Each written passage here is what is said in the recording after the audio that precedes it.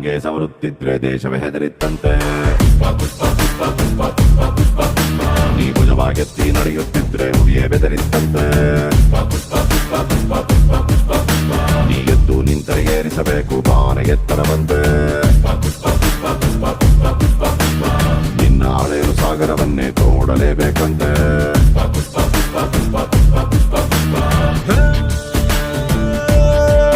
ಪುಟ್ಟ ಹಕ್ಕಿಯಂತೆ ಮಳೆಗೆ ಹೆದರಿ ಬಿಕ್ಕಿ ಬಿಕ್ಕಿ ರೆಕ್ಕೆ ಮುದುರಿ ನೆನೆಯುತ್ತಿದ್ದೆ ನಿಂದೆ ತಪ್ಪಲ್ವಾ.